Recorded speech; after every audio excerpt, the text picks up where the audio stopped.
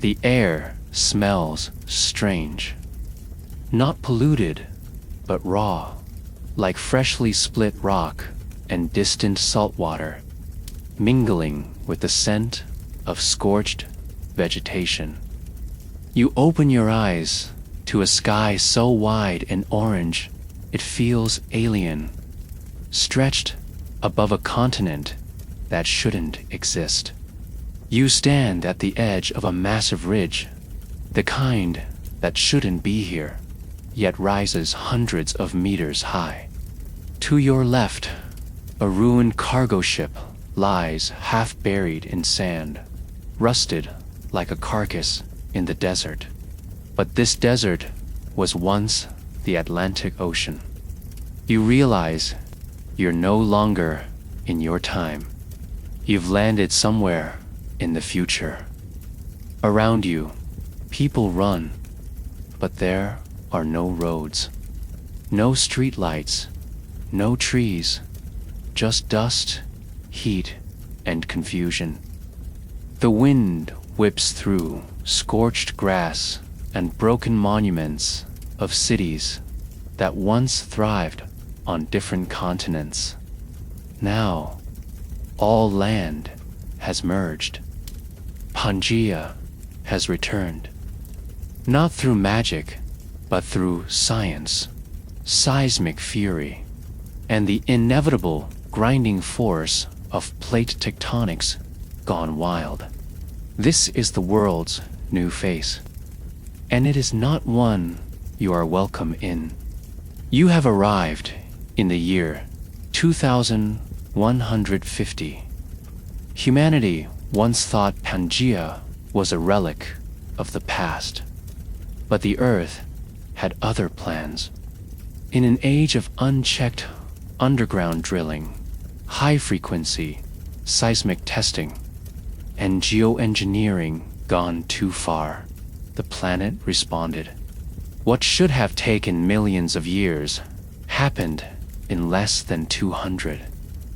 Now, 7 continents are one again, but the price of reunion is extinction. You have 60 minutes to find shelter, food, and a clean water source. Good luck, because this is not just an altered world. It is an active death trap. But how did we get here? How did tectonic sleep awaken so violently?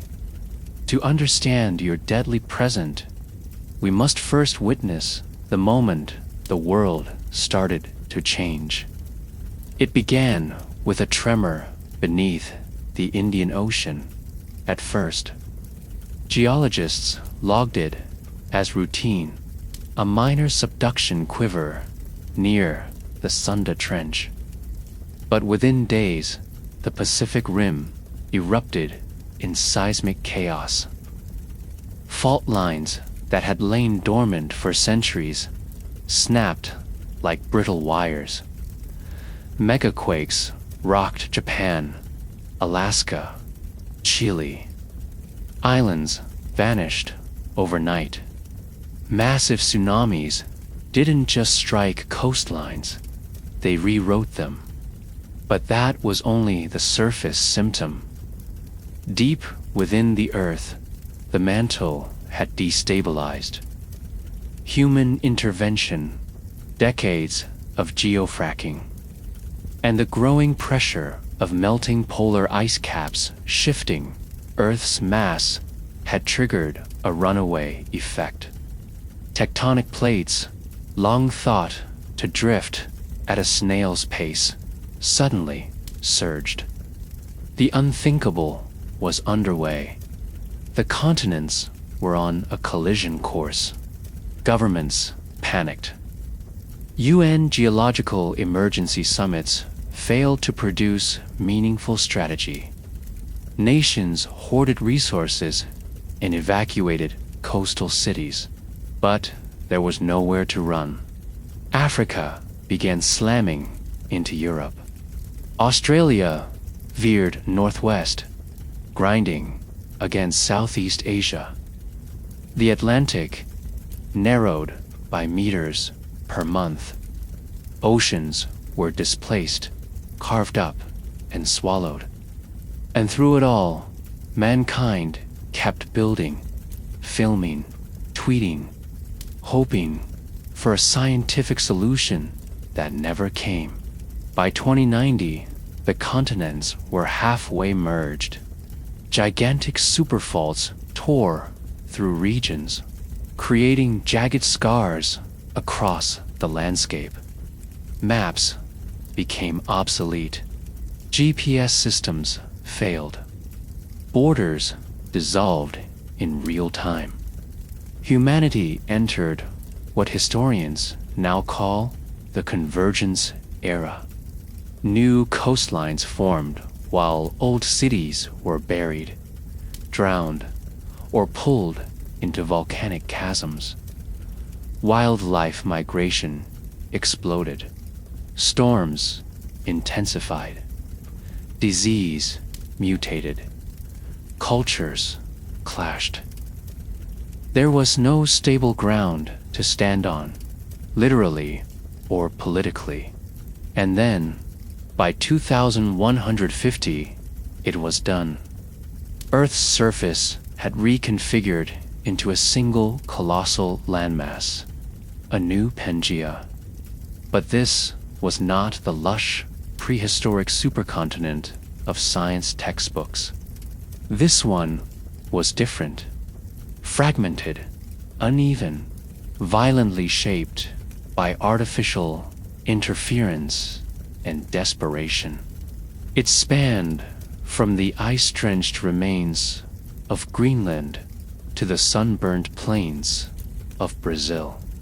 There were no global capitals anymore, only survivor hubs buried deep inland, built to withstand weather systems and tectonic rage. You, the traveler, are not here to watch from afar. You are here to survive it. But you won't, because everything about this new Pangea is engineered to kill you. From the air you breathe, to the ground you walk on, to the people you will meet. You will run out of water, be overwhelmed by climate shock, fall into unknown crevasses, and realize that in this world, Earth has reclaimed its throne, and it has no patience for humans. The convergence started small, almost quietly, but once it began, it couldn't be stopped. Next, you will witness the first days of the shifting Earth, where our descent into extinction truly began. It was the year 2067 when the anomalies first appeared. Barely perceptible shifts in global seismic readings, unusual heat signatures beneath the crust, and growing discrepancies in GPS satellite triangulation. At first, scientists believed it was a software glitch.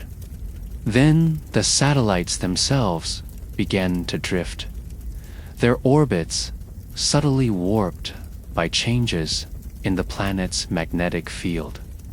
But the real signal came when South America began to move eastward, measurably, undeniably, toward the African plate. It was only millimeters at first, but those millimeters added up.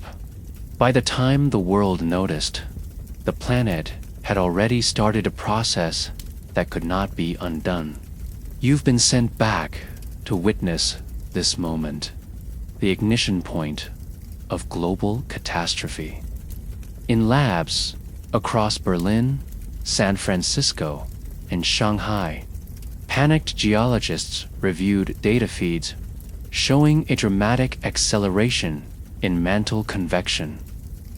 The immense magma currents beneath the crust. which normally cycled over tens of millions of years, were churning with increasing velocity. Something had disturbed the balance. Some pointed to decades of deep earth mining, others to military seismic experiments, and a few even whispered about climate-tuned mass redistribution of Earth's surface weight. Whatever the cause, the effect was catastrophic. The plates were moving faster, not by meters per century, but by meters per year, and they were on a path toward unification. At first, the world watched in stunned fascination. Documentaries streamed 24/7, showing how India was accelerating into the Himalayas, pushing the world's highest mountains even higher. Scientists predicted that in a few decades, entire seas would vanish, folded under a rising land. New mountain ranges erupted seemingly overnight in Central Asia and parts of the Pacific.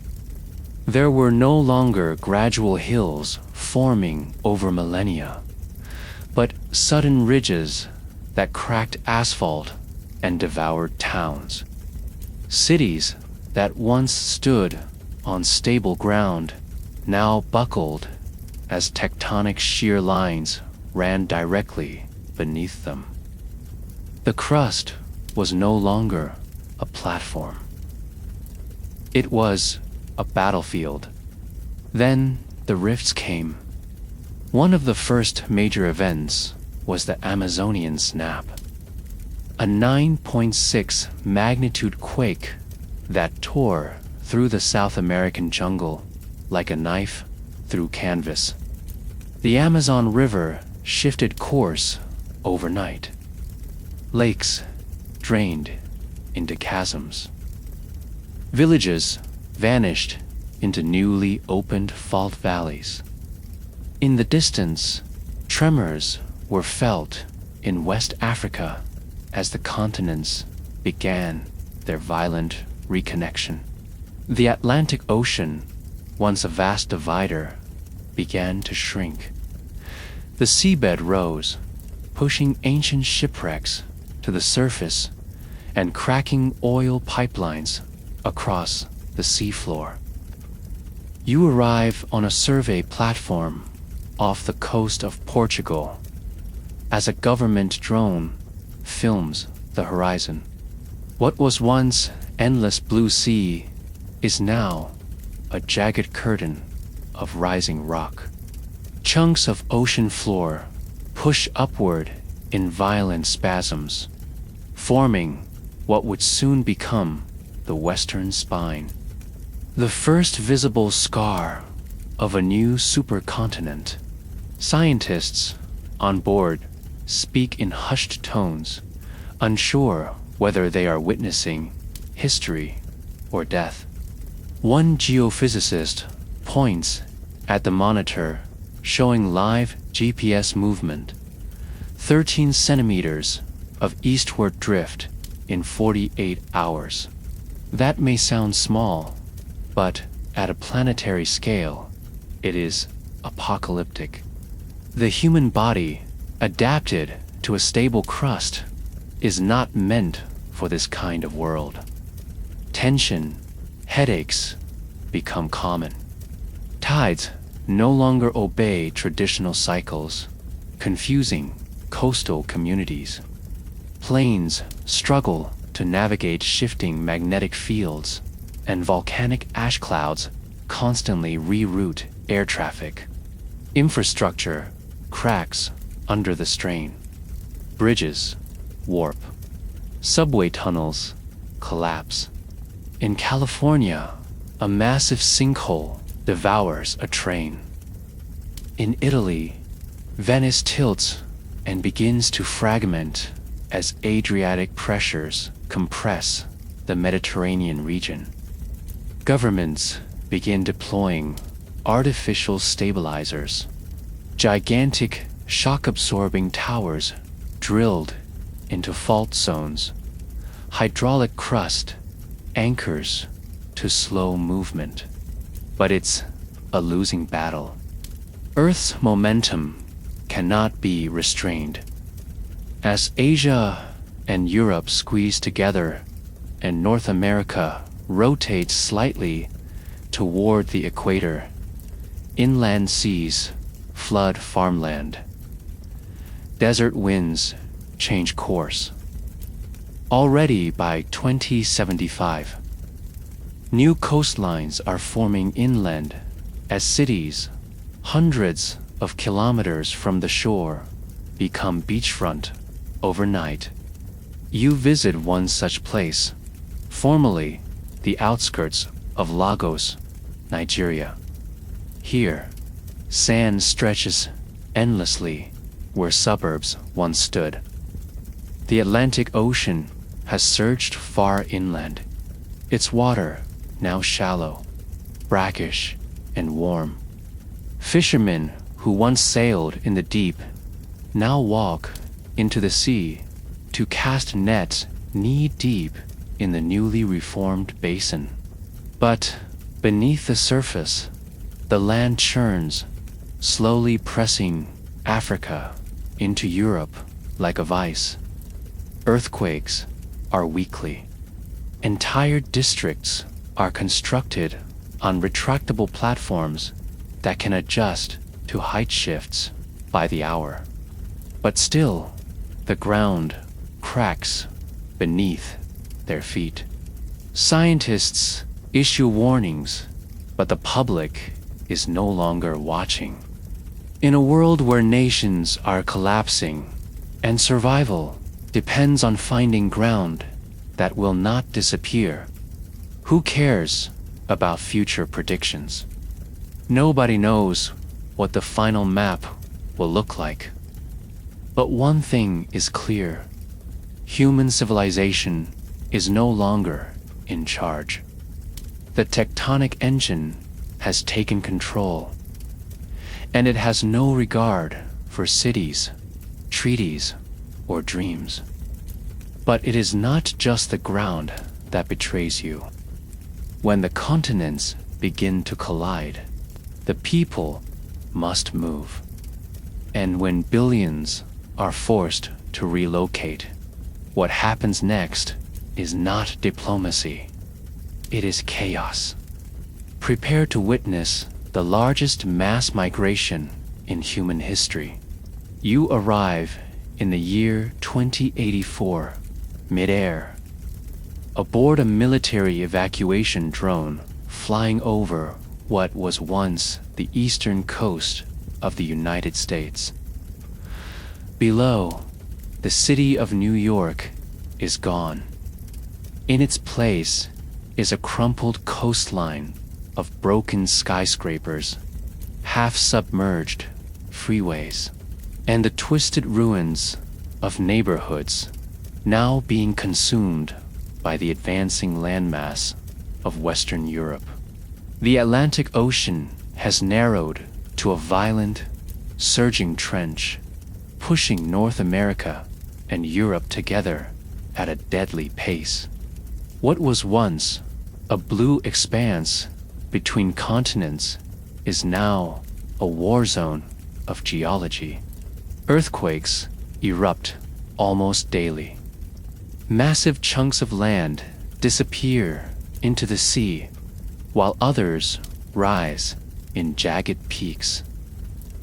And in the middle of it all, millions of people run for their lives. This is what the history books would later call the Great Displacement. Between 2075 and 2100, over 6 billion people were forced to abandon their homes. But this wasn't just a refugee crisis.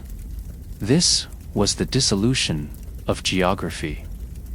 Whole countries vanished from the map.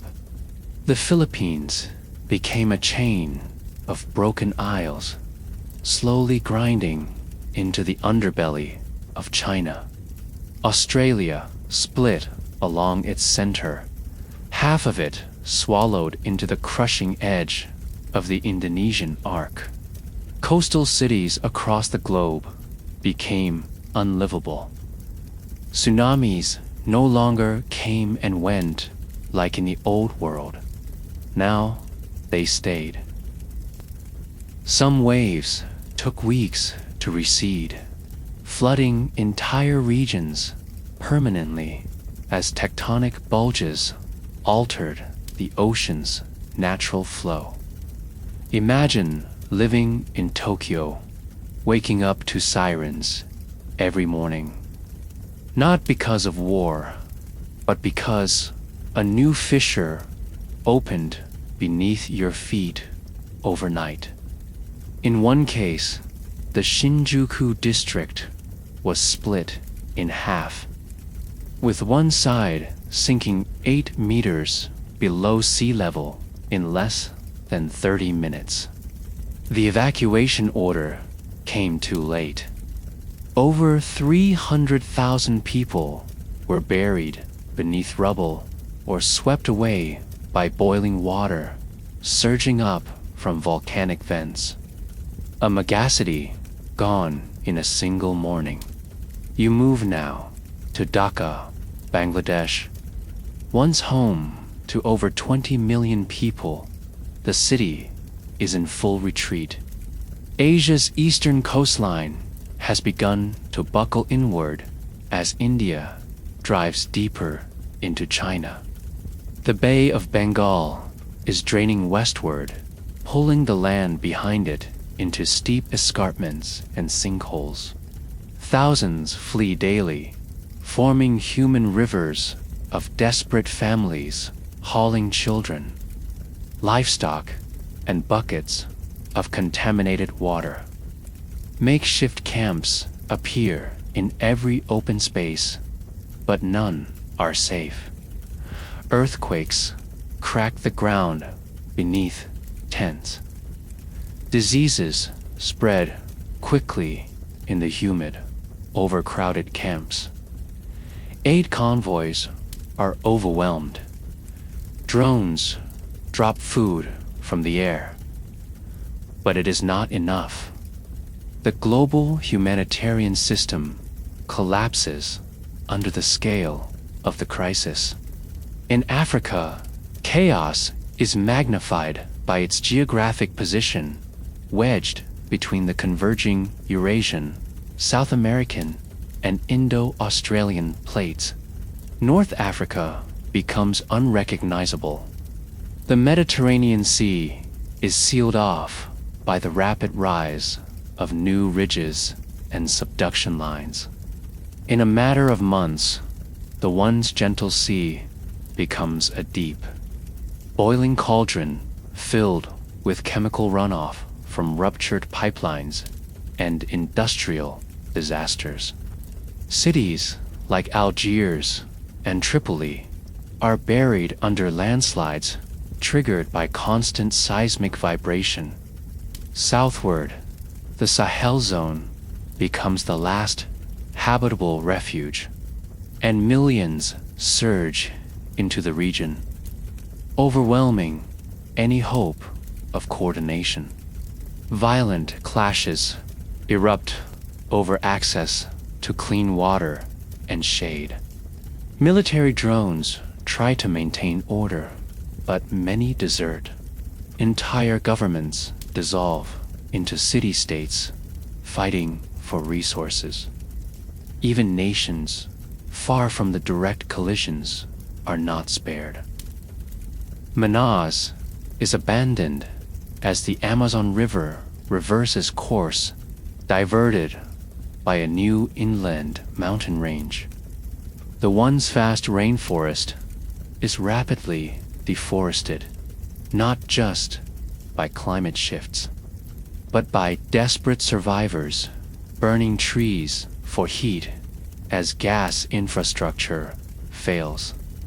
In the southern United States, mass migration from Mexico overwhelms borders, as Central America crumbles beneath the tectonic pressures of multiple plate junctions. But the border no longer matters.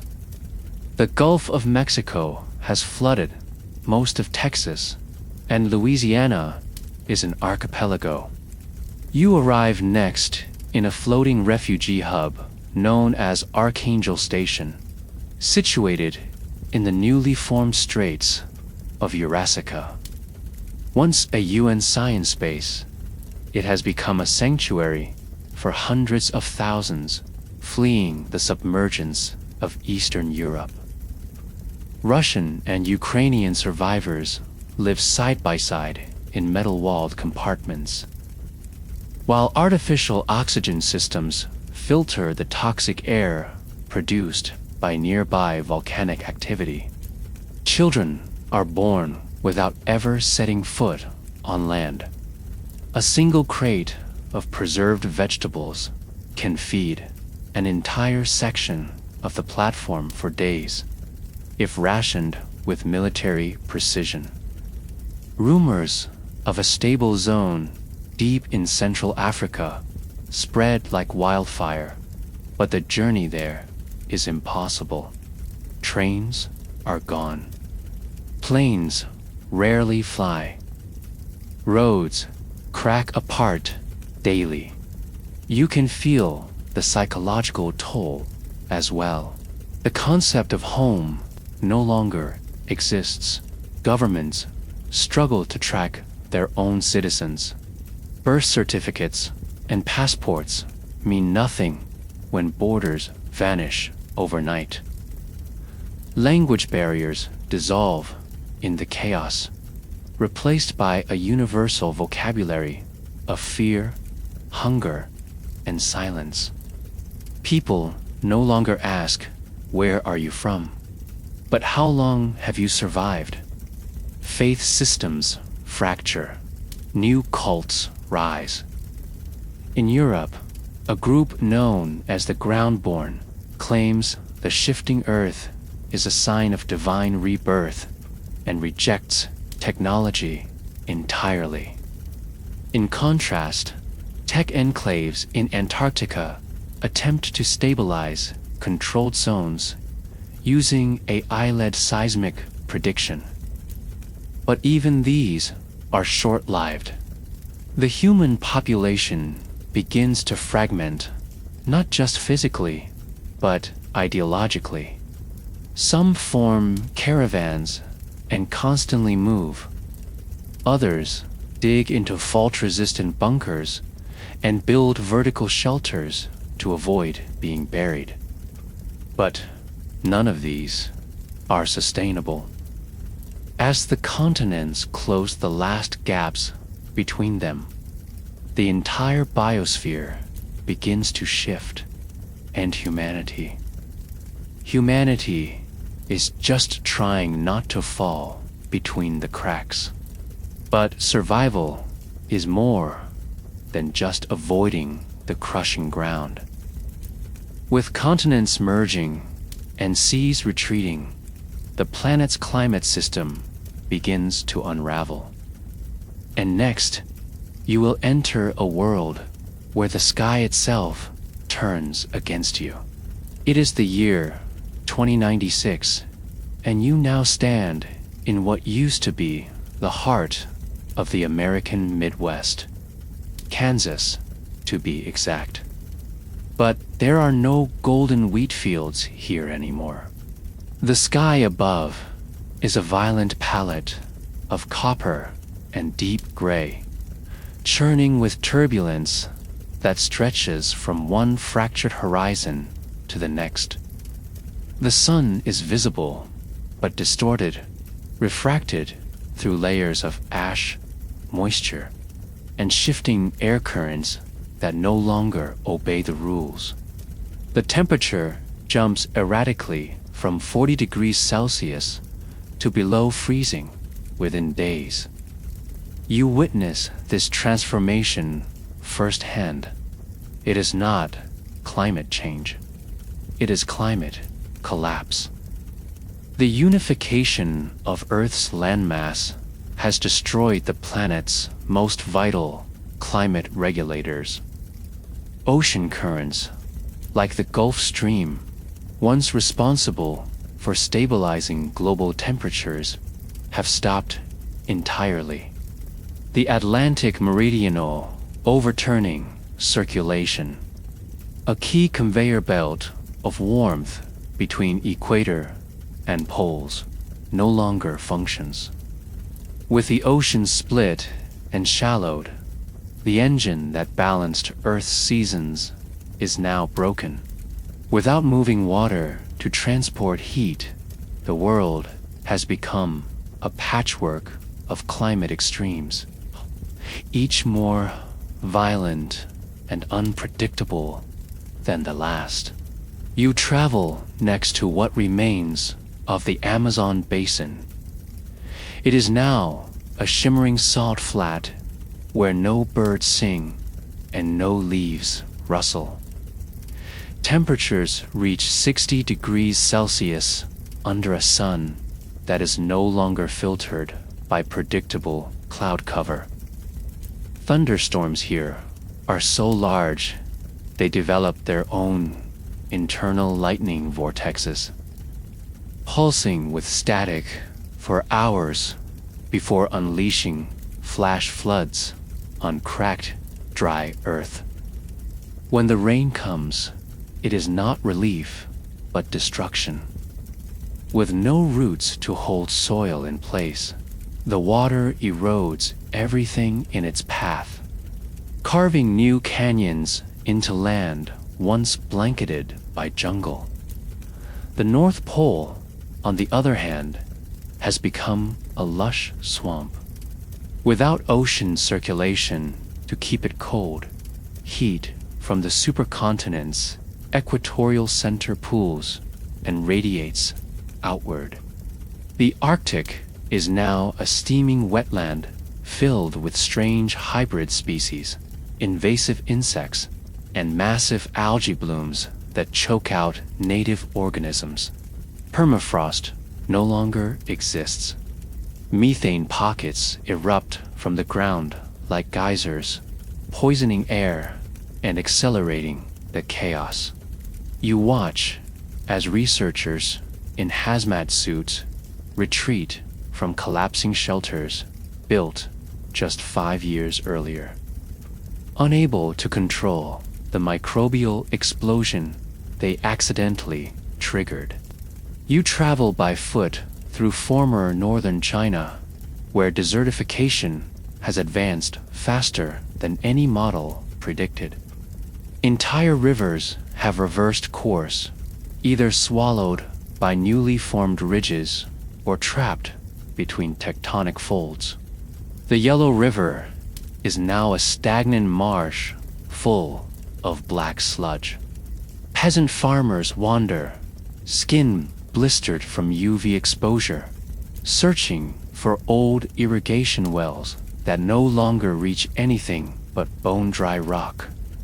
They wear makeshift robes fashioned from radiation blankets, their eyes shielded with scavenged metal filters to reduce ocular damage from dust storms that last for weeks. At the equator, the heat is unbearable. In the new central zone of Pangea, roughly where the Congo, Indonesia, and northern Brazil now collide, temperatures reach 80 degrees Celsius in open air. The ground itself melts plastics and softens metals. Atmospheric pressure fluctuations cause what are now called crush storms. Brief, violent shifts in air density that can collapse lungs and rupture blood vessels. Survivors here have adapted by burrowing deep underground during the day and emerging only at night. Wrapped in reflective suits made of scavenged foil and carbon mesh. Their lives revolve around a new kind of calendar, one defined not by seasons, but by safe air, windows, and cooling storms. What remains of Europe has turned into a battleground between hail and drought. 1 week, Paris floods from 12 consecutive days of rain. The next, wildfires burn through the Alps, turning one's verdant slopes into skeletal forests. Temperatures seesaw by 30 degrees within a single afternoon. Farmers attempt to grow crops in stacked hydroponic towers sealed inside old bunkers, but unstable energy grids make lighting and hydration inconsistent. Crops fail constantly. Hunger spreads. People trade wind maps like old treasure maps, seeking cooler places to move before the storms do. The chaos is not limited to the surface.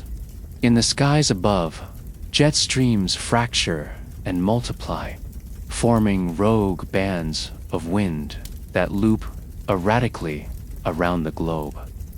Commercial flight is mostly extinct. Aircraft that attempt to navigate the upper atmosphere often vanish into turbulence fields or crash into sudden atmospheric walls. Drones are used instead, their AI navigating by constantly shifting weather patterns, but even these are destroyed by super hail. Ice fragments the size of coconuts flung from the sky at 300 kilometers per hour. You see one fall nearby, smashing through a reinforced observation tower like it was cardboard. And still, the climate gets worse. Without ice caps, the Earth's albedo, the amount of sunlight it reflects, is reduced to nearly nothing. The surface absorbs more heat than ever before. Meanwhile, volcanic eruptions from tectonic friction add massive quantities of particulate matter into the air, disrupting sunlight and further mutating weather cycles. Acid rain, once localized to industrial regions, is now a global phenomenon, falling even in the deepest parts of former wilderness. You stand in what was once a pine forest in Canada, and hear the slow hiss of leaves dissolving from contact with the sky itself. In the absence of balance, weather no longer follows rules. It becomes a predator, roaming across the surface of the planet in waves of wind, heat, and water. No longer seasonal, it is merciless and random. Survivors must build climate bunkers that monitor barometric pressure by the second, alerting them to changes that could kill. Livestock must be raised underground. Children are born without ever seeing an open sky, and even then, they are not safe. But weather is not your only enemy. As the land changes and the skies attack, the web of life that once supported humanity begins to unravel.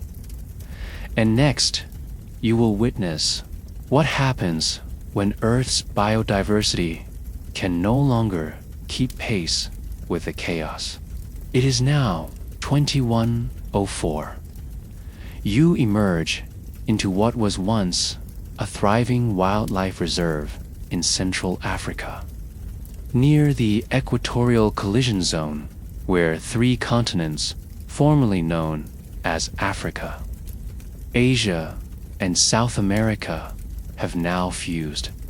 But what surrounds you isn't a paradise of biodiversity. It is a wasteland, eerily silent and ghostly still. The trees are bare, not because it is winter, but because the climate no longer supports stable vegetation cycles. What used to be a hot, wet jungle is now an ecological graveyard. The great animal migrations are gone. Birds no longer call to each other. The air is heavy with decay, and the ground crunches beneath your boots. Not leaves, but the brittle remains of insects, reptiles, and fallen pollinators that once carried life from plant to plant. The extinction event didn't happen with a bang. It happened with a long, suffocating sigh. As continents collided and weather destabilized, ecosystems fragmented at every level. Rivers were rerouted, mountains formed overnight, and natural habitats were crushed, drowned, or frozen in strange new climates. Animals had no time to adapt. Some were cut off from food, others from their breeding grounds. Entire species vanished within a single generation, often without notice. Insect populations, the very foundation of food webs, collapsed first. Without them, flowering plants failed. And as the herbivores disappeared, so did the predators. You walk past the bones of elephants, hundreds of them, lying together in dry riverbeds. There are no scavengers to clean the remains. Vultures are gone. Hyenas extinct. Even flies, which once filled the air in humid zones, are nowhere to be found. In their place are small colonies of genetically spliced creatures released by desperate scientists trying to restore balance. You approach a drone nest, a tree wired with mechanical bee replacements, buzzing artificially from flower to flower. But the flowers themselves are weak, their petals thin, their seeds infertile. Nature does not respond well to impersonation. Next, you arrive in the highlands of former Nepal, now dramatically elevated as the Indo-Australian plate surges into Asia. Here, above 6,000 meters, you find an ark, a research vault buried in permafrost. Inside, cryogenic freezers hold the last viable DNA strands of now extinct species: Bengal tigers, blue whales, monarch butterflies. Scientists once hoped to clone and repopulate them, but the climate made rewilding impossible. The few remaining biologists now operate in silence, preserving genetic memories of a world that no longer exists. They do not believe these creatures will ever walk the earth again. Their job is not revival, but remembrance. You board a transport to the edge of the Pangea steppe, a vast and flattened interior that now stretches across most of what used to be Russia, Mongolia, and Central Europe.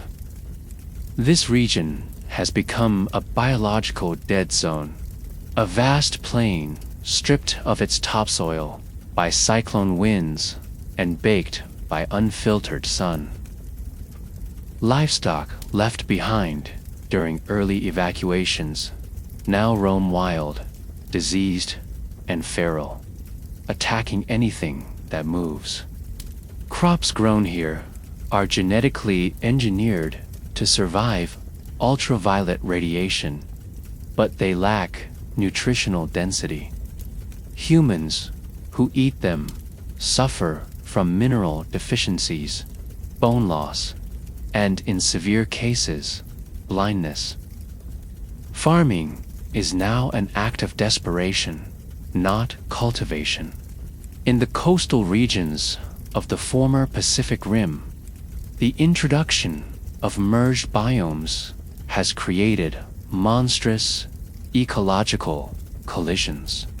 Jellyfish swarms, previously contained by currents, infest freshwater systems, suffocating lakes and clogging desalination plants.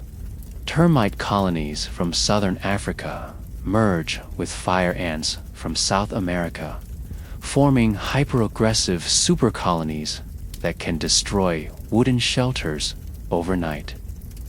Aquatic predators such as saltwater crocodiles have migrated into inland waterways thanks to rising sea levels and drowned floodplains, attacking humans who venture too close. Nature, in its last breath, fights like a wounded animal. But even these horrors pale in comparison to the microbial threat. Pathogens once trapped in frozen permafrost are now active. Fungi that thrived in isolated jungle canopies are now airborne across vast grasslands. Bacterial mutations, accelerated by extreme environments and cross-species mixing, create new plagues. Zoonotic spillovers occur weekly. With the collapse of biodiversity came the rise of deadly uniformity. Fields and farms now grow only a handful of plant types, each vulnerable to the same blights. A single fungus can wipe out food for entire regions. The planet is no longer biologically complex. It is a monoculture, and monocultures die quickly. You arrive at one of the last vertical forests in what used to be Singapore, a skyscraper converted into a closed ecological system. Inside, artificial sunlight pulses in white-blue waves, illuminating carefully balanced layers of soil, root, and water. Engineers attempt to simulate rainfall. Aquaponics tanks beneath the floors breed protein-rich fish, while vines climb interior glass to filter the air. It is beautiful, clinical, and deeply fragile. One malfunction could kill it all. These places are the last refuges of biodiversity, but they are sealed away from the outside world. Nature has become a museum exhibit, no longer something to walk through, only something to protect from collapse. Children raised in this world know animals only through projections and simulations. They do not know what it feels like to hear birds at dawn, to smell fresh moss after rain, or to see fireflies dance through a summer night. They are told that the earth once buzzed with life, but they cannot imagine it. They live in sterilized silos, breathing filtered air, walking over synthetic soil, surrounded by plant replicas made of bioplastic. And even so, they are lucky. But while the land and its creatures fall silent, the earth itself continues to roar. In the next chapter, you will step into a world where nature no longer whispers. It screams, shakes, and erupts without warning. You awaken in total darkness. At first, you think it's nightfall, but when you reach the surface of your subterranean shelter, you see the sun blotted out by a thick, suffocating curtain of ash. You are standing in what remains of the central Eurasian highlands, near the borders where the Indian and Eurasian plates have ground together into a jagged, crumpled spine of land now nicknamed the Burning Belt. The skies here haven't been clear in years.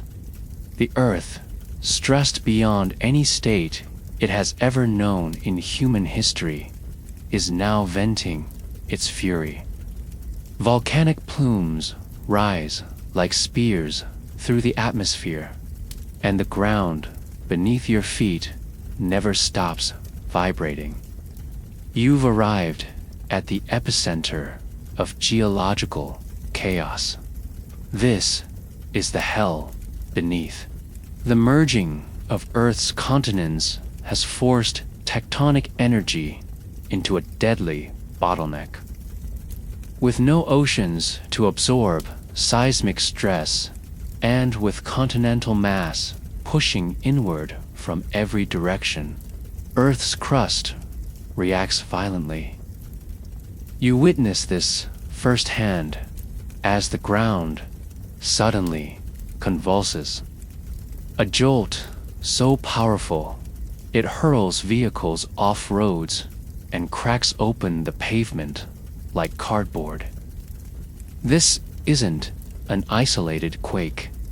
It is one of the thousands that strike daily across the merged tectonic plates. Some last mere seconds, others go on for minutes, reshaping entire cities in real time. Skyscrapers, designed for a stable planet, crumble in waves of concrete and dust. Bridges shear in half, hillsides collapse. The world is no longer solid.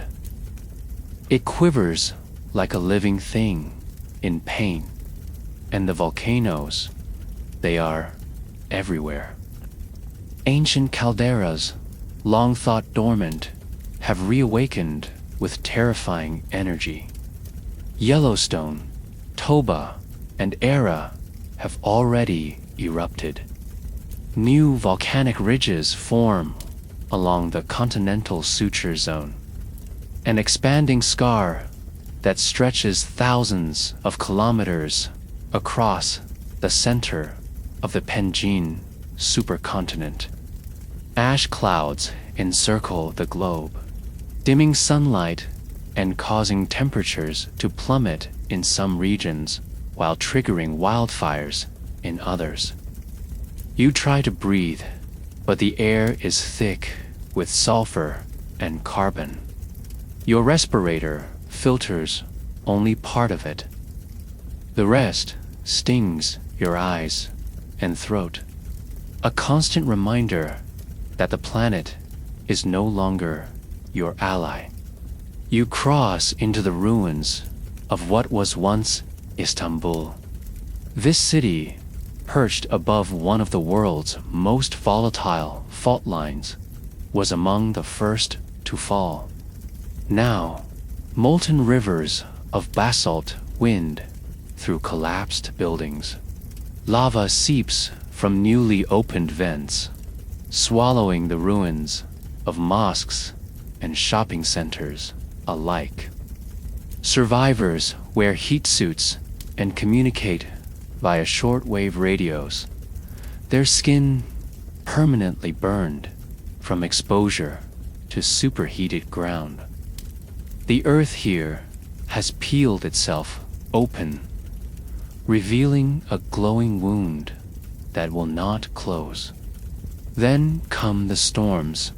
Without the oceans to regulate heat and wind across the globe, atmospheric pressure builds uncontrollably. Superstorms emerge with little warning, stretching across entire regions. In the former Midwest of North America, now part of the fractured inner continent, tornado clusters, known as death spirals, touch down daily. 20 or 30 cyclones rotating in tandem, carving trenches through towns. You watch one from afar, standing atop a flood barrier near the Mississippi Plateau. The clouds spiral downward like black ropes, and the air vibrates with static and thunder. When the storm hits, it lifts steel shipping containers like paper and flattens concrete shelters as if they were made of straw. In the southern belt of Pangea, once part of former Chile and Indonesia, super hurricanes crawl across land for weeks at a time. Without ocean resistance to slow them, these cyclones evolve into atmospheric monsters. Winds reach speeds of 500 kilometers per hour, and central pressure drops 2 levels never recorded in meteorological history. Cities attempt to go underground, building multi-level arcologies sealed against the wind. But these too fail when the storm tears away the ground above them, exposing their structures to wind shear and torrential acid rain. You next visit the Arctic crust break, a geological fault formed when Greenland collided with the northern arc of Siberia. Here, a new class of eruption emerges: methane geysers.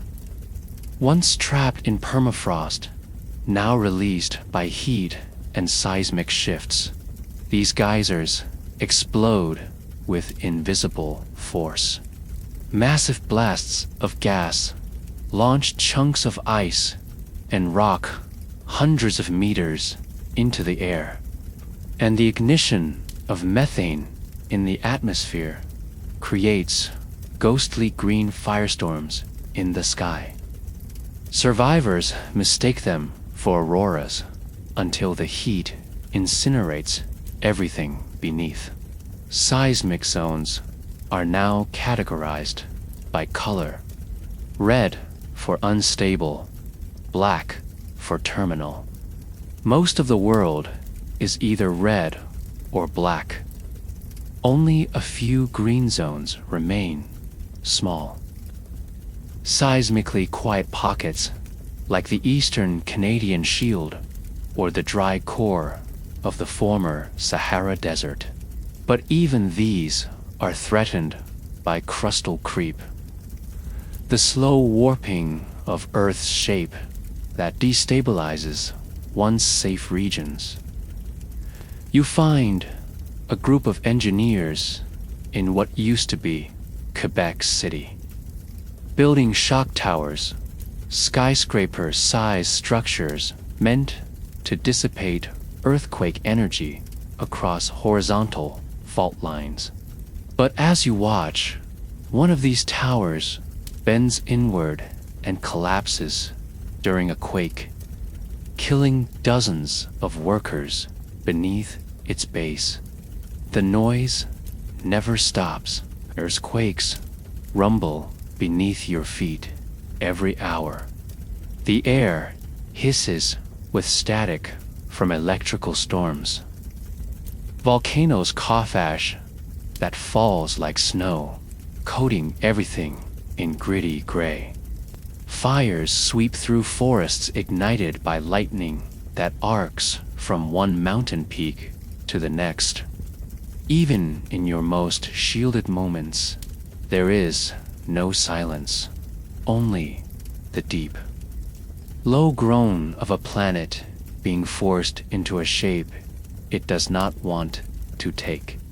This is no longer the world that grew civilizations. This is not the earth that nurtured language, art, and cities. This is the earth in revolt, its internal pressures unleashed, its patience shattered.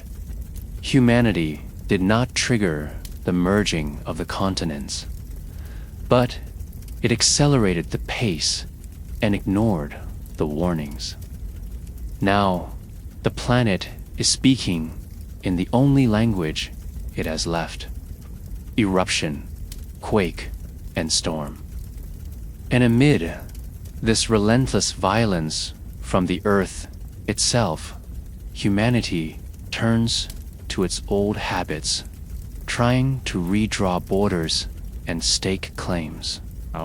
But in a world without clear boundaries, the struggle for land becomes a war without end. You arrive at sunrise in what was once the heart of Europe. Or was it the Middle East or Central Asia? It's hard to say now. Borders have become irrelevant, not because of diplomacy, but because the very terrain they once traced no longer exists. Nations that spent centuries negotiating lines in the sand now find that the sand itself has moved, reshaped, or vanished entirely.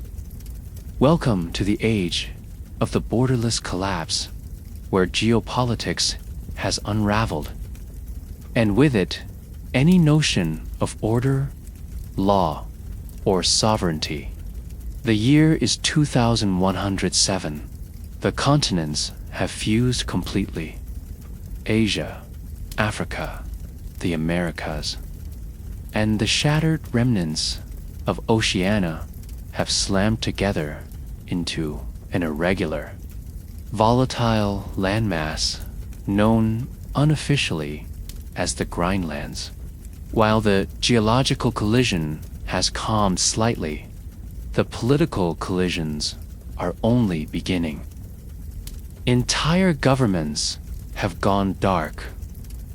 The United Nations dissolved 30 years ago after losing its headquarters and digital infrastructure in a data crash during a series of global quakes. The EU disbanded in chaos.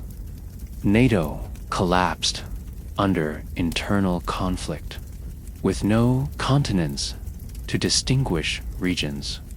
The identities that once tied people to place, nationality, ethnicity, citizenship have fragmented under pressure.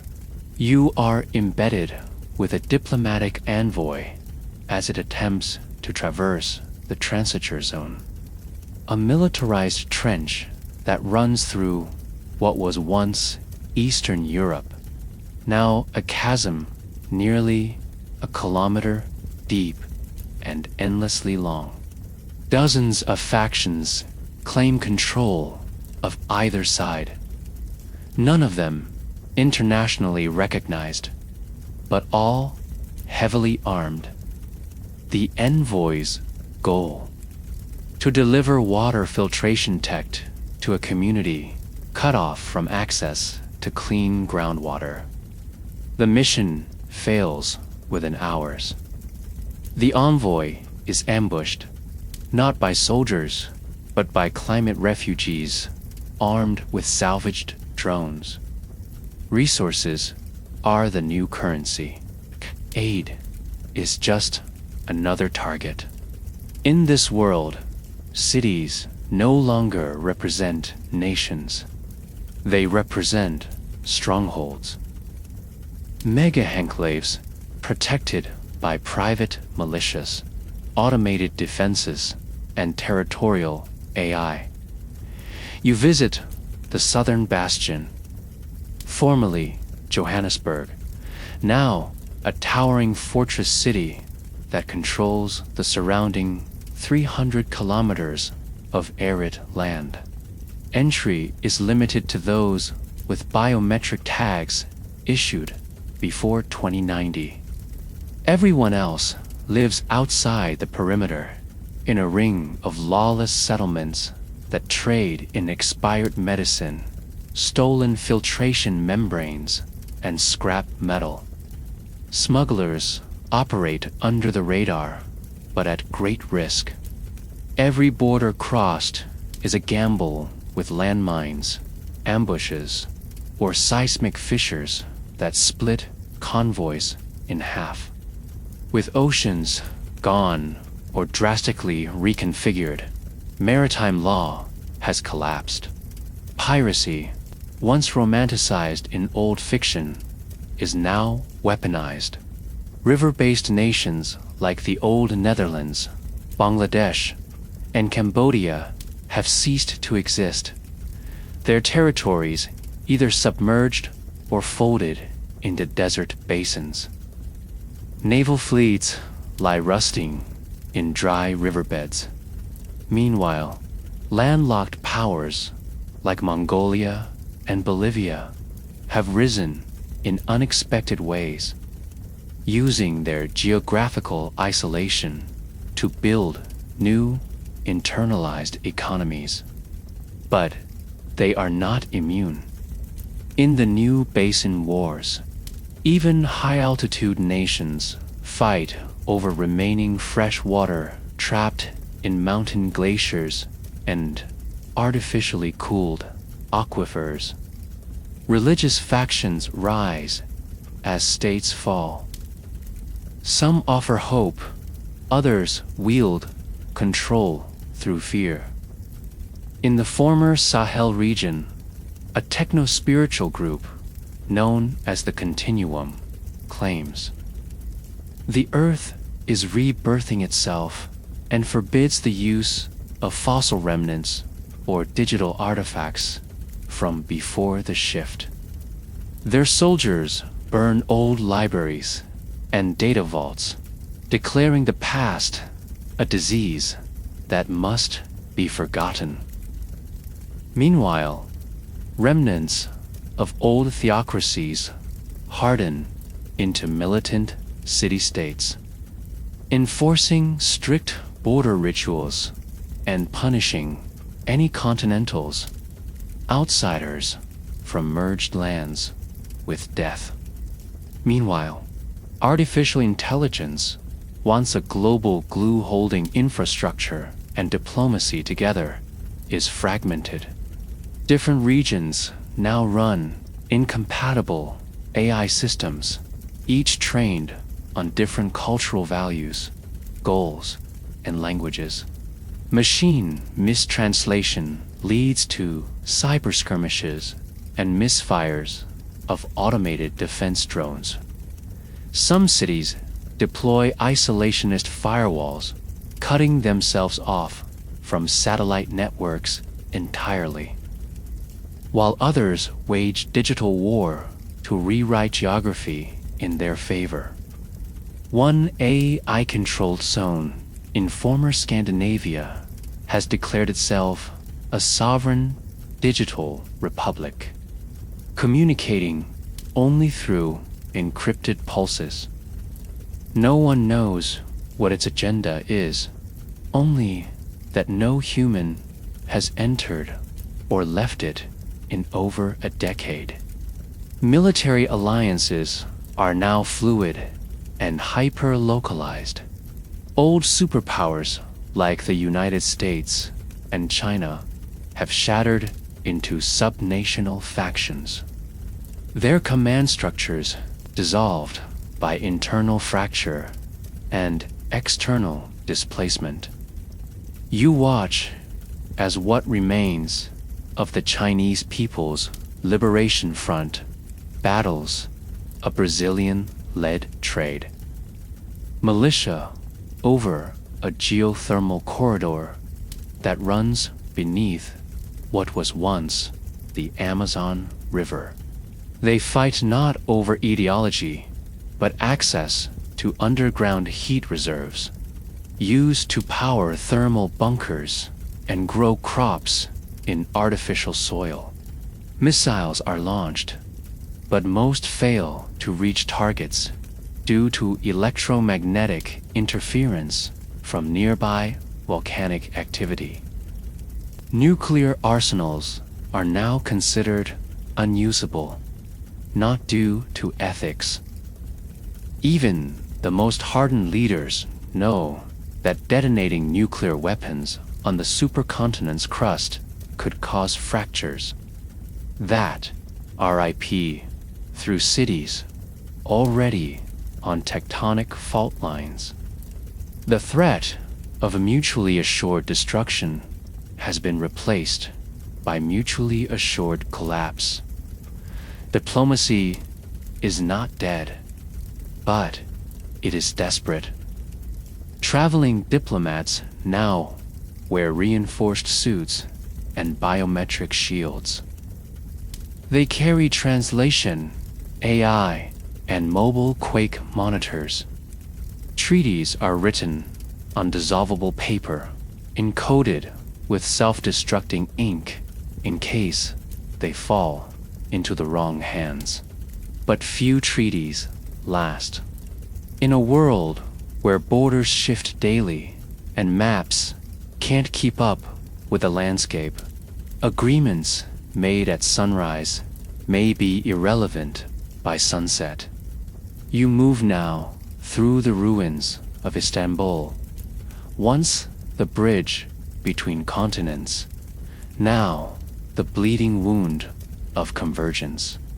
Once symbolic of connection, it is now a cautionary tale. You watch two rival militias fight over a collapsed subway station. Above them, drones circle aimlessly, unable to distinguish friend from foe in a battlefield that used to be a city. No one speaks the same language anymore. Even regions that once shared dialects are now fractured by decades of displacement. There are no borders, only zones. And within those zones, survival comes before law.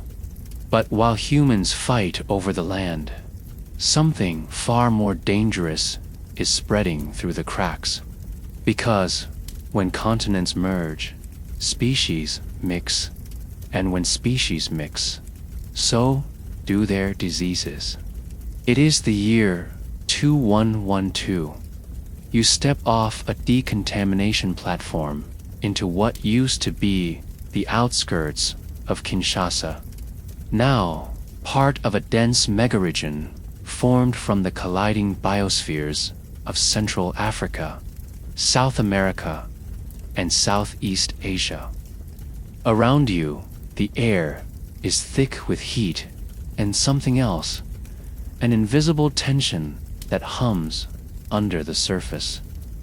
Your nostrils sting from the antiseptic mist, and everyone you pass wears masks, not for dust, but to shield themselves from what has come to be known as the merge plague. But the masks won't save them. Nothing will. As the continents fused into a single landmass, so too did their ecosystems. But nature wasn't meant to be forced together this fast. Habitats that once lay oceans apart now exist side by side, their species spilling into each other's territory. The Amazon basin now curves into the Congolese jungle. The Mekong River collides with the Rio Negro. Animals that had never seen each other in tens of millions of years suddenly share the same soil, and with them their parasites, bacteria, and viruses. Isolated pathogens began jumping species with unprecedented speed. Most were harmless, but some were lethal. The first major outbreak began in 2099 in what used to be northeastern Brazil. Scientists called it hemorrhagic fever, born from a mutated jungle tick that fed on newly introduced gorilla populations displaced from Central Africa. Victims bled out in under 24 hours, but not before infecting entire communities. Spores, released by hybrid mold colonies, formed in collapsed tropical ecosystems. The spores thrived in the post-eruption atmosphere, hitching rides on ash clouds and dust storms that circled the globe. They reached the Arctic within weeks, infecting sealed bunkers where survivors thought they were safe. You board a mobile quarantine station, one of thousands that now drift between refugee zones, collecting data and patients. The staff wear full enclosure suits. The air is filtered, but they still wipe everything down with silver nitrate foam every hour. You pass rooms where children lie motionless, skin glazed with translucent lesions. These are victims of ferroflux, a neurovascular virus that attacks the brain's magnetic orientation centers. Patients hallucinate gravitational shifts, unable to tell up from down, and eventually collapse from vertigo-induced seizures. Ferroflux, like many of the new plagues, emerged not from one region, but from the hybridization of multiple soil-borne microbes interacting in a newly formed biome no human immune system had ever encountered. Cities have become incubation chambers, with displaced populations crammed into bunkers, tents, and underground arcologies. Disease spreads faster than ever. Hygiene is a luxury. Medicine is rationed by biometric ID and social credit. Antibiotics no longer work the way they used to. Viral loads are more adaptable than ever. Every treatment spawns new mutations. Even the fastest lab systems lag behind the pace of infection. You visit a research complex in former Canada, one of the last functioning biotech enclaves. Here, medical teams work around the clock using gene editing nanobots to try and suppress viral proteins before they become airborne. It is a losing battle. For every cure they produce, 3 new variants emerge, carried by hybrid rodents that have spread across the continent. Lab-grown antibodies can offer temporary relief, but they must be stored at near-Arctic temperatures, requiring energy grids that can no longer be relied upon. Outside the compound, a warning sign flickers in several languages. Contact equals contagion. New social structures have evolved around infection control. Entire communities now operate as bio-isolation cults, performing rituals before entering or leaving shelters, sacrificing the sick, and forbidding reproduction without genetic screening. In the super city of New Alexandria, a sealed vertical habitat built atop the ruins of Nairobi. Couples are only allowed 1 child every 20 years, and only after extensive pathogen testing. Infants are raised in sterilized domes until age 10. They do not know what it is to touch dirt or drink rain. Medical ethics have collapsed. In mobile triage zones, patients are evaluated by AI probability models. If your survival odds drop below 30%, treatment is withdrawn automatically. Doctors are exhausted, many turning to narcotics derived from engineered fungi just to stay functional. In one tragic case, a surgeon in Buenos Aires severed his own hand after nicking it during a cyst removal on a suspected carrier. He survived, but the patient and 4 others did not. Then there is the psychological toll. The constant fear of unseen infection creates societal paranoia. Survivors develop agoraphobia, rarely leaving sterilized corridors. Interpersonal touch has all but vanished. Hugs, handshakes, even shared meals are taboo.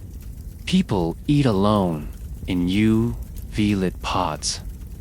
Love becomes virtual. Grief becomes quiet. You meet a woman who has not spoken aloud in 3 years, convinced that vocal vibrations can trigger dormant fungal spores in her lungs. She is not wrong. In some zones, even sound can be fatal. You visit the Dead Corridor, once the border between India and Bangladesh. The air here is rich with methane and spores. No one lives here anymore. But the walls of ruined buildings are still painted with coded warnings in red pigment. Do not breathe. Do not bury, burn. Teams of automated cremation drones sweep through twice a day, disposing of whatever is found still breathing or decaying. The drones make no distinction between infected animals and people. And now, even digital systems are beginning to catch these new contagions. Not in a literal sense, but as behavioral viruses, panic memes, suicide contagion loops, mass hysteria stimuli that spread through visual or audio triggers. AI moderators break under the pressure, allowing toxic viral loops to infect isolated populations with despair. But as disease eats away at what's left of biology, another enemy rises, not microscopic, but economic. Because when the continents fused, so did their systems of trade. And in a world where the seas have vanished and ports have crumbled, there is nothing left to deliver. No food, no fuel, no future. The year is 2117. You are standing atop the crumbling roof of what used to be one of Earth's largest shipping hubs, the port of Singapore. But the sea is gone. In its place stretches a cracked, salt-crusted basin littered with the rusted husks of cargo vessels left behind during the final docking. The water retreated inland decades ago as the Indian Ocean basin crumpled and rose during the continental fusion. Shipping lanes vanished, port cities became wastelands, and the engine that once powered globalization sputtered into silence. This is not just a trade collapse. This is the economic extinction of Earth. Before the shift, the global economy relied on the uninterrupted movement of goods across oceans. 90% of international trade passed through sea routes: food, fuel, medicine, technology. The container ship was the heartbeat of civilization. But when tectonic collision destroyed coastlines and sealed off ocean basins, that heart stopped beating. Entire navies and merchant fleets were stranded overnight. Naval bases became landlocked monuments to a time when water meant power. Now, they serve as salvage yards, stripped for parts and fuel. You watch as scavengers cut open a cargo ship with high-heat plasma saws, searching for preserved microchips or medical-grade polymers to sell in black markets hundreds of kilometers away. In this new world, trade is measured not in days, but in seasons. With air travel crippled by electromagnetic turbulence and rail networks torn apart by ground shifts, the only way to transport goods is by foot, beast, or heavily armored caravan. Caravans travel across the vast Pangean interior, an expanse so wild and unstable that even the most hardened traders consider every journey a gamble. Roads twist and warp. Fault lines open overnight. Ambushes are common. Fuel, now a rare and precious commodity, is guarded like treasure. You watch as a convoy of fusion-powered haulers crawls across a cracked savanna, escorted by mercenary drones and ex-military scavengers. Their cargo: salt, copper, wire, and dry rations. Each trip costs lives. Currency, too, has collapsed. The dollar, the yuan, the euro, all meaningless in a world where communication networks have fragmented and financial institutions have disappeared. Instead, people trade in tangible goods: seeds, clean water, medicine, batteries. Some regions revert to barter systems, while others use decentralized crypto credits backed by geothermal energy or data access. But trust is rare. Every deal is shadowed by paranoia. Every transaction is a negotiation between survival and betrayal. You arrive in Dome Market 5, deep in the new Anatolian cluster, where the remains of Istanbul have become a hub for underground commerce. Built into the craters left by tectonic shears, these markets operate under sealed domes, protected from dust storms and seismic tremors. Inside, ex-bankers and former economists now sell canned protein and solar filters. There is no stock market, no forecasts, only scarcity. An apple costs more than a gun. A lithium battery is worth a week's food, the most valuable item in the marketplace. A functioning water purification core, still sealed in its original packaging, with instructions in a dozen lost languages. Without trade, production chains have broken down. Electronics manufacturing ceased when rare earth supply routes were cut. Pharmaceuticals stopped when cold storage depots lost power. Farming equipment became useless when spare parts vanished. Even the production of simple tools like needles, syringes, or solar cells requires multiple countries' worth of resources and infrastructure. With all of it now jammed together in one unstable landmass, the interconnectivity of industry has turned into a tangled, useless mess. Nations that once specialized in high-tech components are now begging for fertile soil. Fertile regions, in turn, have no machinery or fuel to farm at scale. You journey next to the remains of Silicon Valley, now a tech graveyard. Solar fields lie shattered from tremor shocks. Data centers are flooded with ash or water. The once vibrant innovation hubs now house desperate coders repurposing old motherboards to run filtered network nodes between nearby survivor colonies.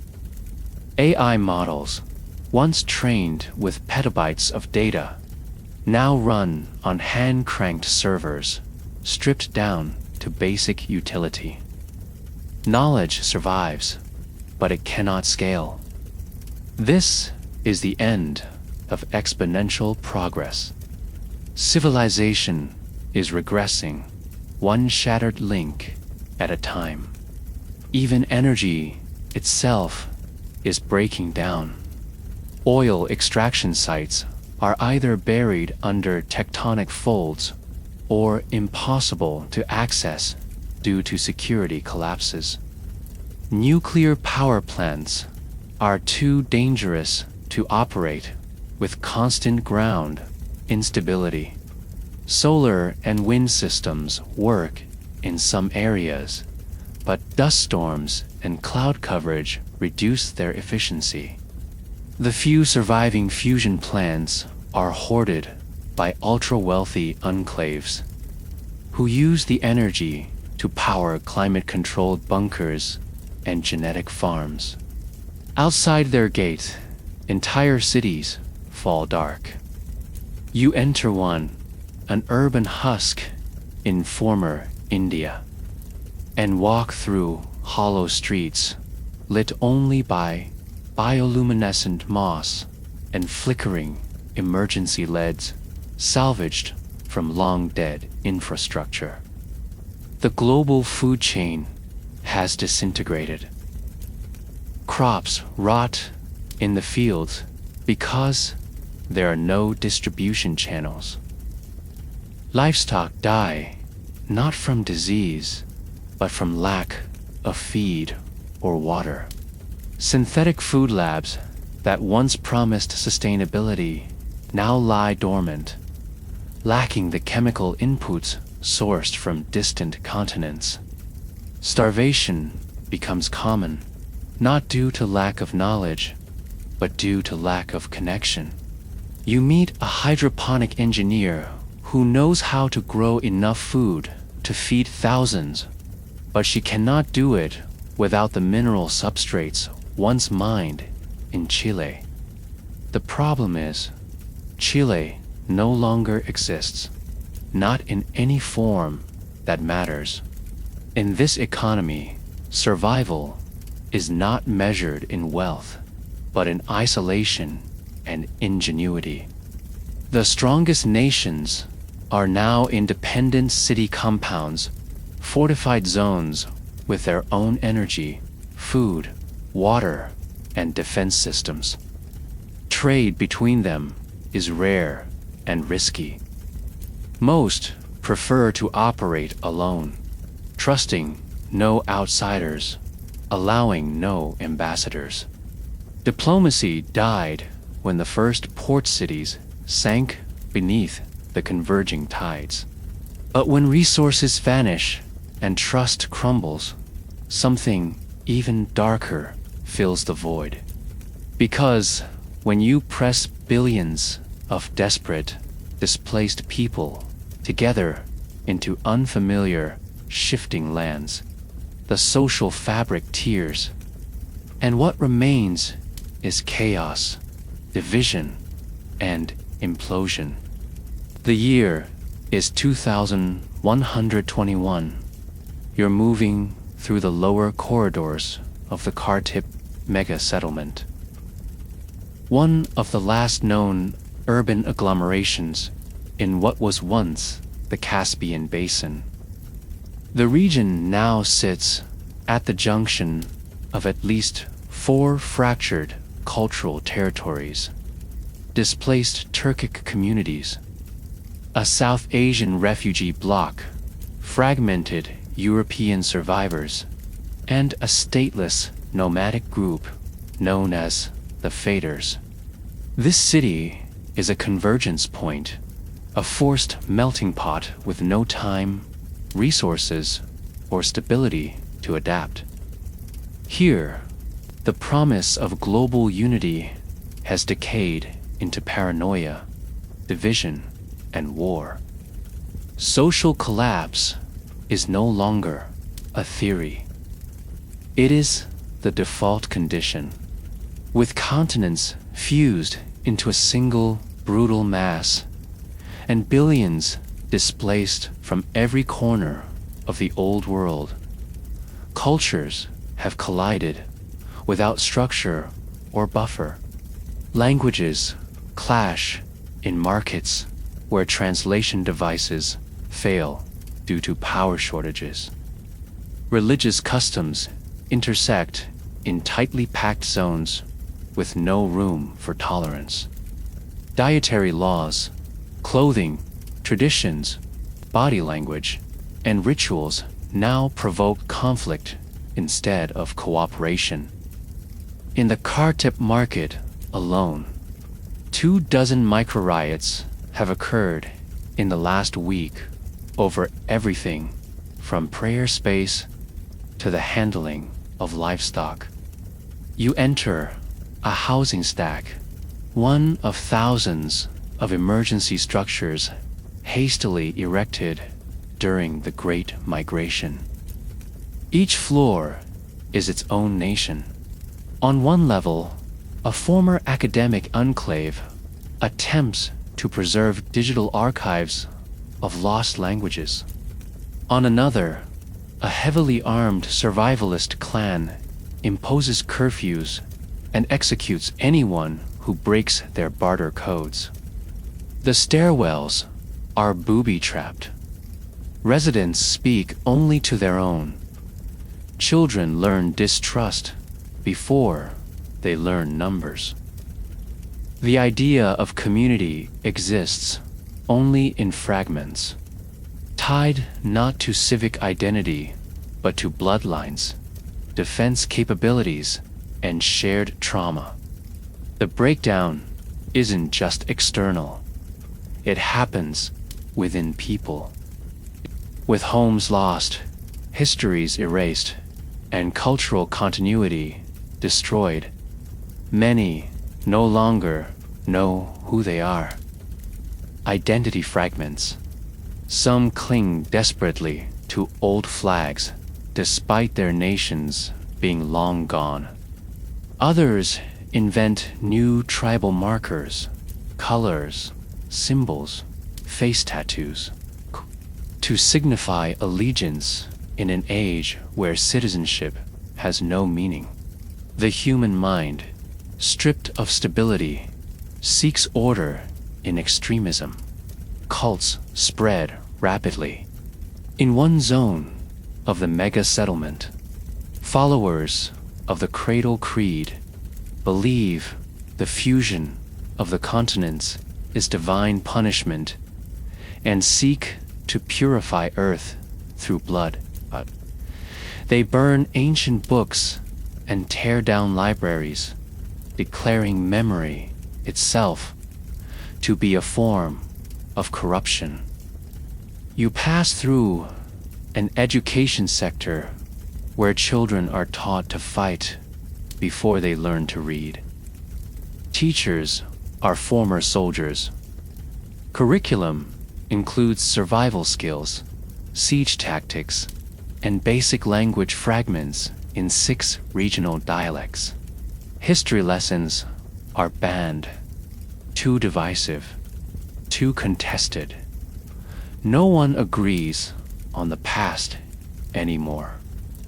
Some believe the continents were forced together by AI. Others say it was divine judgment. Most simply don't care. Their world is now, and now is dangerous.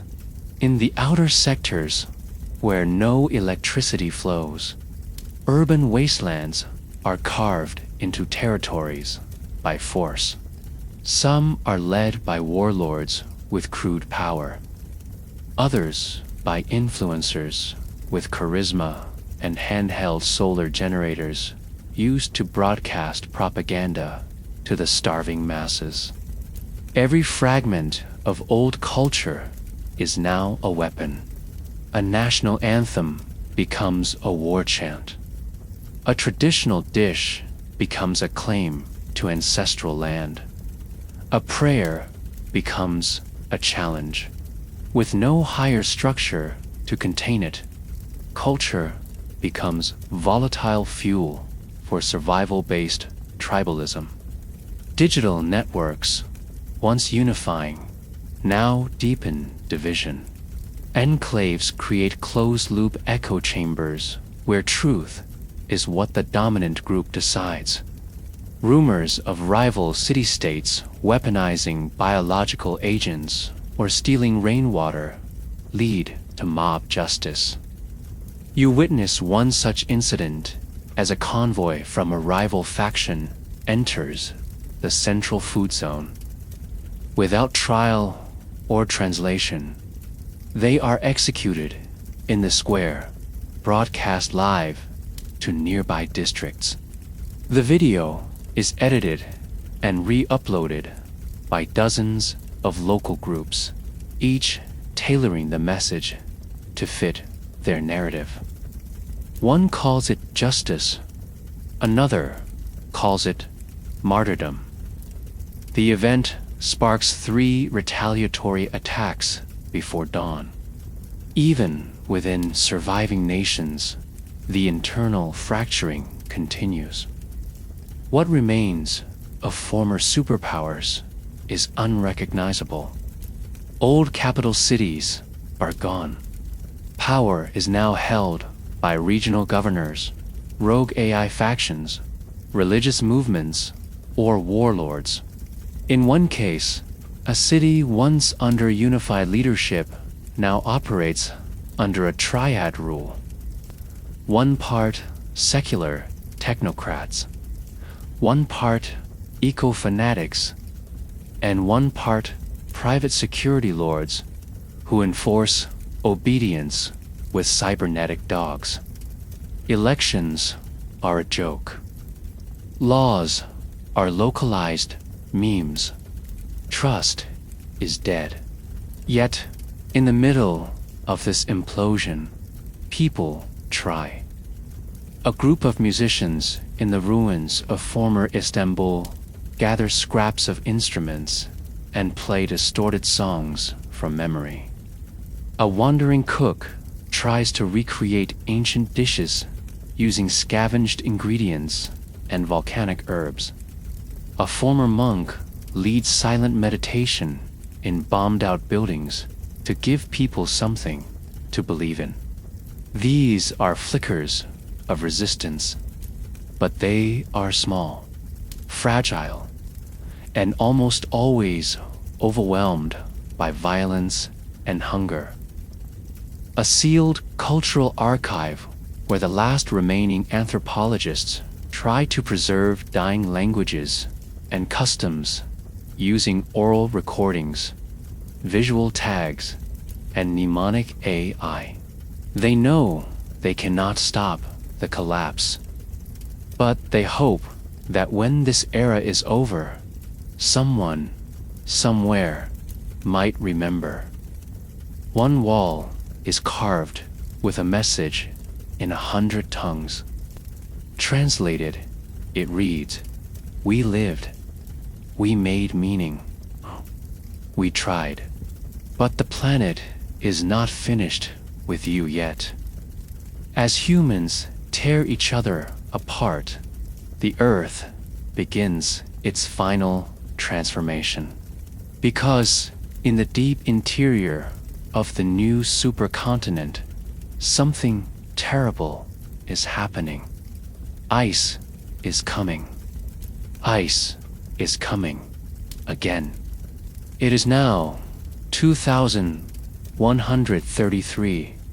You have journeyed into the central interior of the Pangean supercontinent. Deep within what was once the subtropical band of northern Africa. But the landscape around you tells a different story.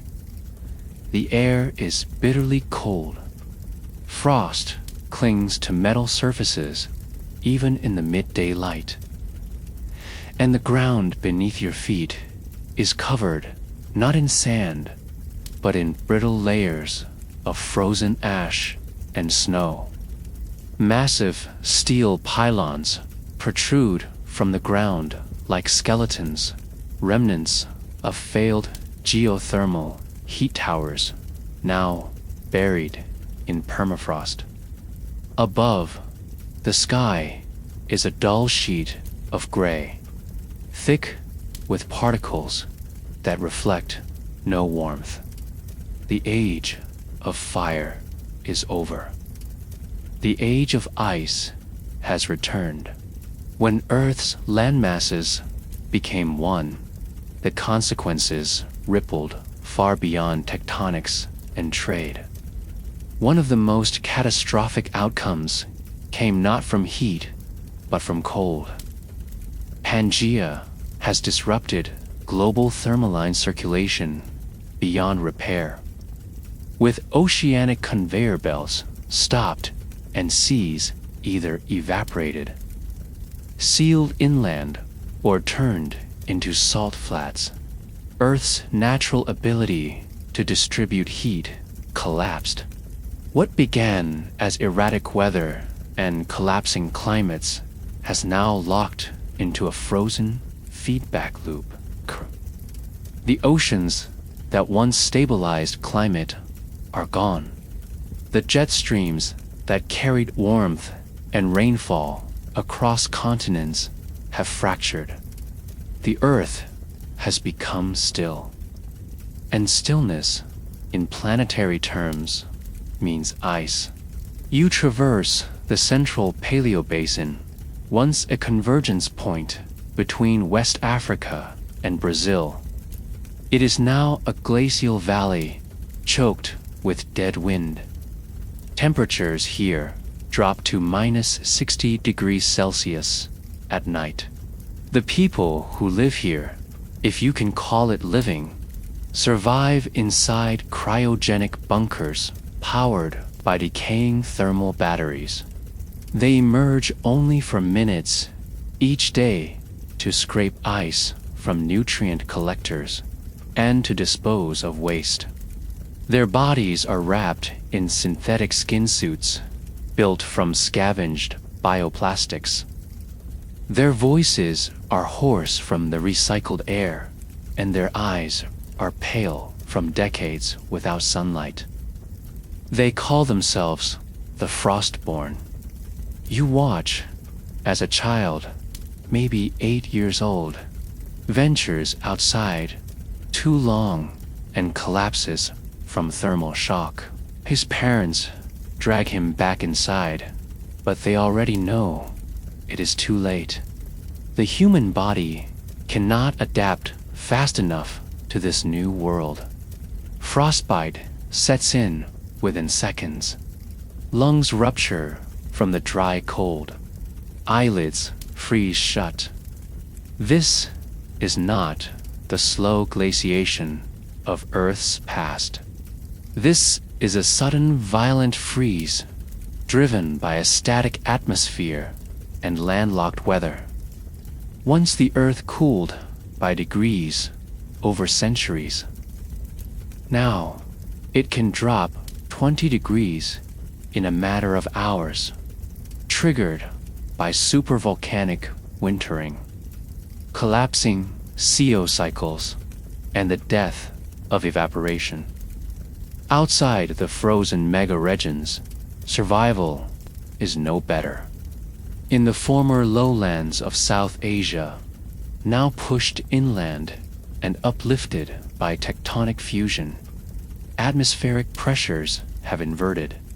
The heat, once held by ocean winds, now radiates out into space unimpeded, accelerating the cooling.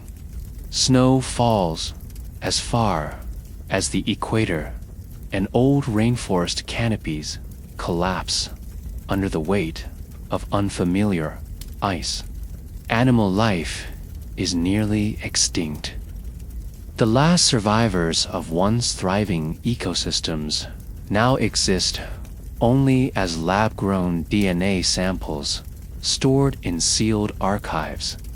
You enter one of these facilities, Sub-Zero Vault 21, located beneath what was once the Ethiopian highlands. Inside, cryopreservation teams work by the blue light of emergency lamps, preserving genetic material, ancestral data, and the final flickers of human history. A nearby screen shows the outside temperature, minus 71 degrees. The power reserves will last another 3 years. After that, the samples will be lost. No one is coming to save them. The polar regions have expanded, merging in vast arcs of permanent ice that now encroach on what was once temperate land. Glaciers move faster than ever before, carving new scars into the Pangean crust. In some areas, entire cities have been consumed and buried beneath kilometers of ice. Drones sent to retrieve data from these ruins return with shattered lenses and frozen rotors. Most do not return at all. You are now in the ice-front city of Novi Aesir, a Scandinavian enclave turned fortress. It is surrounded by tiered heat walls, massive barriers that burn fuel around the clock just to keep the core temperature survivable. But fuel is running out. The wind outside howls like a living beast within its walls. Scientists debate whether this is truly an ice age or simply the final environmental cascade before biosphere collapse. The distinction hardly matters anymore. Crops can no longer grow. Water freezes in storage tanks. Food is lab-printed using stockpiled protein powder. Some turn to cannibalism. Others choose cryogenic sleep, hoping to wake in a better age that may never come. Human extinction is no longer an abstract fear. It is a logistical countdown. Fertility rates have plummeted due to radiation exposure, malnutrition, and psychological collapse. Infant mortality is near total in unsheltered regions. AI-driven survival enclaves report daily deaths by the thousands. The last attempt at launching a geothermal orbital satellite failed when the launch pad fractured under a tectonic pulse. There will be no new sun, no new energy, no reset. In a hidden glacial valley once known as the Alps, a message is carved into the ice by flame, maintained with reverent care by the descendants of a collapsed university. It reads in Latin, then English, then Mandarin. The earth does not belong to us.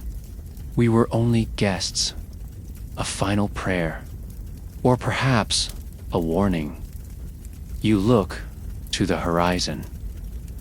Snow falls in silence. There is no birdsong, no scent of spring. Only the slow grind of glacier against glacier. The earth itself drawing a white curtain over the age of man. But before we end this journey, take one final step back from the horror, the loss, and the ice. Reflect on what led here. Because survival was never about defeating the earth. It was about respecting it. And in failing to do so, we sealed our fate. And so, your journey through the new Pangea ends not with a roar, but with a silence so deep it hums through your bones. You have seen it all, how the earth shifted violently beneath humanity's feet, how oceans dried or rose with fury, how skies betrayed us, how cultures imploded, and how the cold crept in like a ghost that never left. The idea of one single supercontinent was once a curiosity, a scientific concept buried in textbooks and ancient rock. But as you have witnessed, when that theory becomes reality, the consequences are not merely geological, they are civilizational. Pangea did not kill us in one blow. It unraveled everything slowly, then all at once.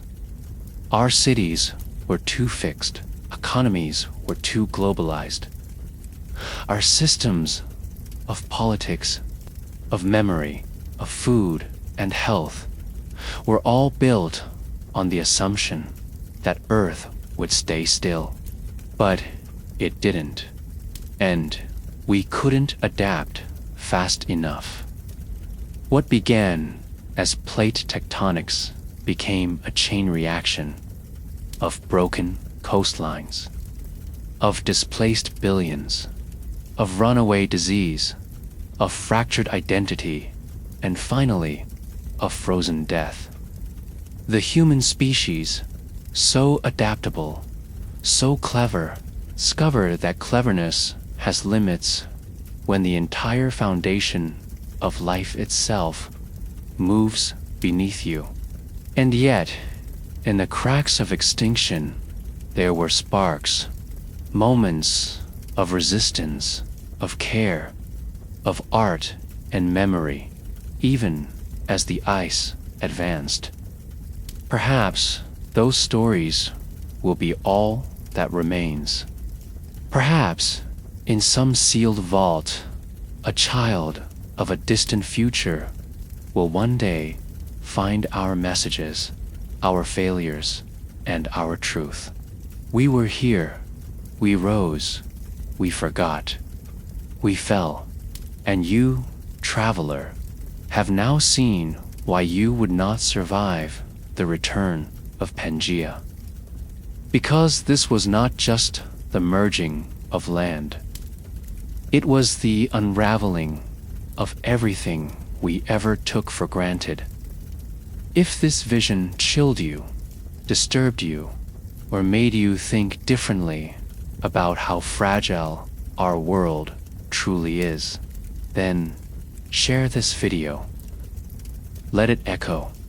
Because while this world may be fictional, the seeds of its reality already exist beneath our feet. Climate shifts, mass extinction, disease, and division. They're not just science fiction, they're warnings. Subscribe for more immersive journeys into the alternate paths humanity could take or avoid. Comment below. Would you survive a world where the Earth itself turns against you? This has been the Altered Ripple Effect. Until the next timeline opens, stay curious, stay questioning, and remember, some futures are closer than you think.